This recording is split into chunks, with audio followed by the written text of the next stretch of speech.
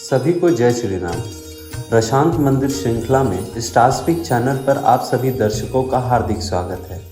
इस यात्रा में हम आपको अयोध्या के उस मंदिर पथ की ओर ले चलेंगे जिसका हर राम भक्त कई वर्षों से अपने आराध्य प्रभु श्री राम की घर वापसी का बेसब्री से इंतजार कर रहा था।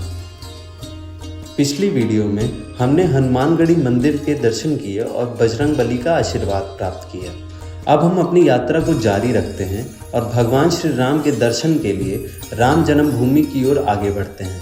अगर आपने हनुमानगढ़ी की पिछली वीडियो नहीं देखी है तो वीडियो का लिंक आपको डिस्क्रिप्शन में मिल जाएगा और आप वहां से देख सकते हैं। रेलवे स्टेशन और बस स्टैंड से दूरी और किरायों के बारे में भी जानकारी विस्तार से दी गई है। हनुमानगढ़ी से राम जन्मभूमि तक की दूरी सिर्फ 1 किलोमीटर है, जो कि आप बस सीताराम का जप करते ही आसानी से पूरी कर लेंगे। हनुमानगढ़ी में आपको ई रिक्शा भी उपलब्ध मिलेंगे, जिनका किराया मात्र 5 से 10 रुपए के बीच होगा। आज की अयोध्या जिस रूप में दिखाई पड़ती है, उसकी रूपरेखा विक्रमादित्य के 9 रत्नों द्वारा तैयार की गई। माना जाता है कि उन्होंने 1 वर्ष के प्रत्येक दिन के लिए, रामायण के प्रत्येक पात्रों के लिए 365 मंदिरों का निर्माण करवाया था, जिसमें बरहमीर के ग्रह नक्षत्रों के आधार पर अयोध्या को वास्तु शास्त्र के अनुकूल बसाने में गहरा चिंतन था।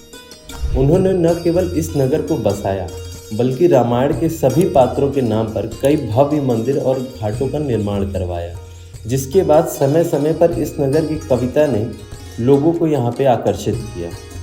आगे चलकर कई राजा संत एवं अलग अलग धर्मों के लोगों ने यहाँ पे अपने अपने आस्था के केंद्रों को स्थापित किया, जिसमें बौद्ध, जैन, मुगल आदि विभिन्न धर्मों से लेकर गुप्त, नंद, मौर्य, शुंग वंश के राजा भी शामिल थे। हनुमानगढ़ी मंदिर के आसपास कई ऊंचे टीले थे, जो यहाँ पर रहने वाले नागरिकों के लिए आस्था के प्रमुख केंद्र थे। सबसे ऊंचा टीला था राम टीला। स्थानीय लोगों के अनुसार यहाँ दशरथ की सबसे बड़ी पत्नी कौशल्या का भी महल था। इसी महल में श्री राम का जन्म हुआ।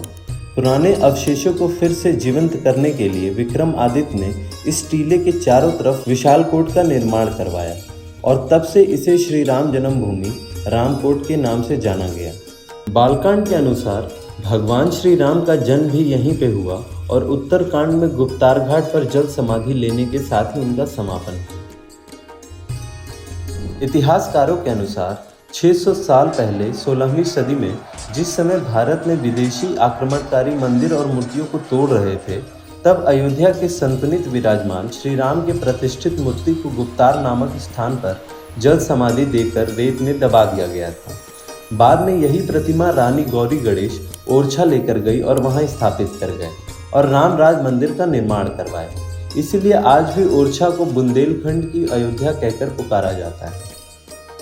तो चलिए अब हम आपको भगवान श्री राम के दर्शन कराते हैं और इससे जुड़ी सारी जानकारी इस वीडियो के जरिए आपको देते रहेंगे। जैसे जैसे आप राम मंदिर की ओर आगे बढ़ेंगे, आपको रास्ते में प्रसाद, फूल और मिठाइयों की दुकानें मिलेंगी। भगवान राम को फूल चढ़ाना कुछ सुरक्षा कारणों से वर्जित है और न ही धूप या अगरबत्ती दिखा सकते हैं। प्रसाद के रूप में सिर्फ सफ़ेद इलायची दाना प्रभु श्री राम को अर्पण किया जाता है।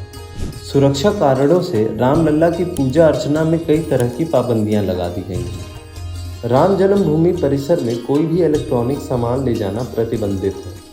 मंदिर के ठीक बाहर आपको लॉकर रूम की सुविधा मिलेगी, जहां पर आप अपना सारा सामान रख सकते हैं। राम मंदिर जा रहे हैं। बैग, झोला, घड़ी, मोबाइल, लड्डू, माला, फूल, लीड, ब्लूटूथ, तम्बाकू, गुटखा, मसाला, पेन, दवा, संगीत, कार के चाबी, ये सब राम मंदिर के अंदर नहीं जाता है।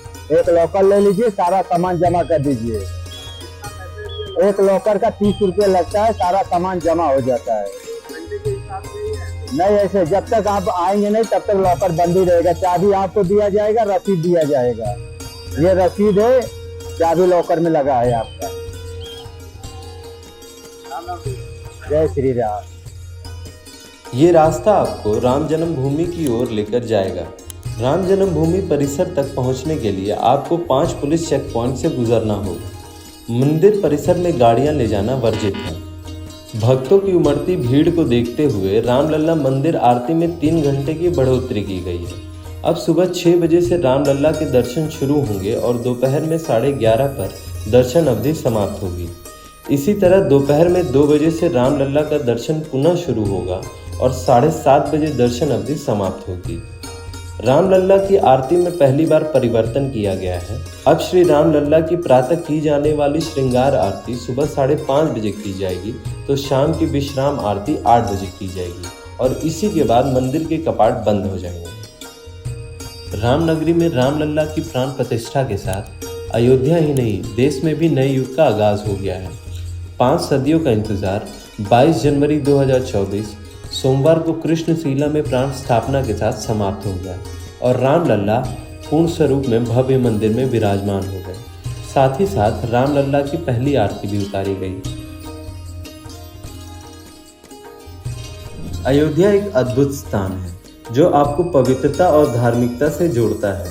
यहाँ आकर आप अपनी इच्छाओं की पूर्ति के लिए प्रार्थना कर सकते हैं, क्योंकि यहाँ पर हर प्रार्थना मान्य है। अयोध्या राम मंदिर के दर्शन से आप धन्य हो जाएंगे और यहाँ की भक्ति और आराधना का माहौल आपको प्रभावित करेगा। एक बार यहाँ आकर आध्यात्मिकता का शुभ अवसर अवश्य लें। अब हम राम जन्मभूमि की अपनी यात्रा के अंत भाग में आ चुके हैं। उम्मीद करता हूँ कि आपको वीडियो पसंद आई होगी। वीडियो से अंत तक जुड़े रहने के लिए आप सभी का धन्यवाद। सीरीज के अगले भाग में आपको लेकर चलेंगे मर्यादा पुरुषोत्तम श्री राम के घर दशरथ महल, जहाँ श्री राम जी ने कौशल्या माँ की गोद में खेला करते थे। अनंत कोटि ब्रह्मांड के मालिक भगवान श्री राम जी दशरथ के नंदन बने इसी महल के अंदर। ये त्रेता युग से स्थान है। तो चलिए अब हम आपसे अलविदा लेते हैं। सीरीज को इसी तरीके से प्यार देते रहिएगा और हमारे YouTube चैनल स्टार स्पीक को सब्सक्राइब ज़रूर करिएगा और बेल आइकन को प्रेस करना ना भूलें, ताकि आने वाले वीडियोस के अपडेट आपको मिलते रहें। तो बोलो सियावर रामचंद्र की जय, पवन पुत्र हनुमान की जय।